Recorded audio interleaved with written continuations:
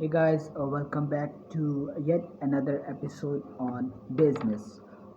Previously, we've discussed what is sole proprietorship and its advantages, disadvantages, and how to set it up. So, in this video, I'll be talking about LLC. LLC is a limited liability company.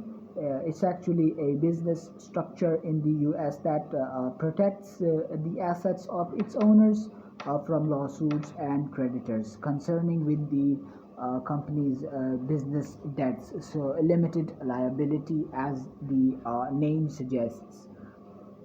The limited liability companies are actually hybrid entities. They combine the characteristics of a corporation with those of a partnership or even a sole proprietorship. While the limited liability feature is similar to that of a corporation, the availability of pass through taxation to the members of an LLC is actually a feature of partnership rather than a feature of an LLC. So, understanding it, limited liability companies are permitted under the state statutes, and the regulations governing them vary from state to state. Generally, LLC owners are called members and not as partners, which is in the case of partnership. Many states in the US do not restrict ownership, which means that anyone can be a member. That includes individuals, that includes corporations, that includes even foreigners or foreign entities, and even other limited liability companies. Some entities, such as banks and insurance companies, are prohibited from forming these companies, these limited liability companies. They are totally liable. An LLC is a formal business arrangement that requires articles of organization to be filed with the state. An LLC is easier to set up than a corporation and provides more flexibility and protection of its investors. LLCs may elect not to pay federal taxes directly.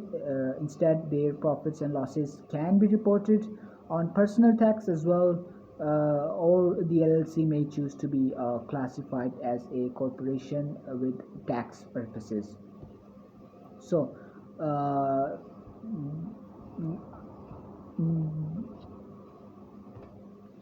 worst case scenario, if an LLC commits a fraud and the fraud is detected, or well, some cases not intentionally, but the LLC fails to meet its legal and reporting requirements, the creditors may be able to go after its members actually. So you know, there was a limited liability, but if you commit fraud, there's no limited liability. You're fully liable if you're committing actual fraud rather than just going simply into loss and loss and loss, in which case the company would be bankrupt and it will go down.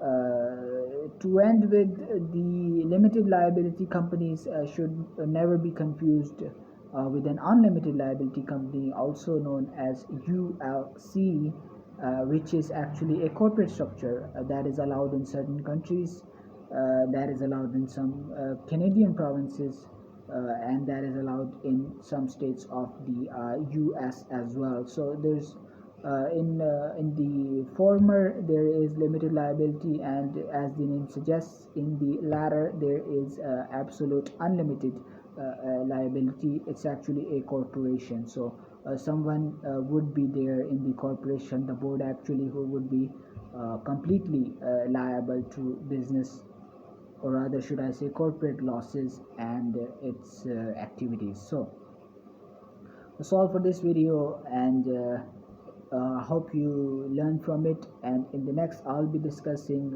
more about limited liability company, about its formation, and what are the benefits and drawbacks of the LLC compared with or over sole proprietorship or partnership. So hope you enjoyed the lesson.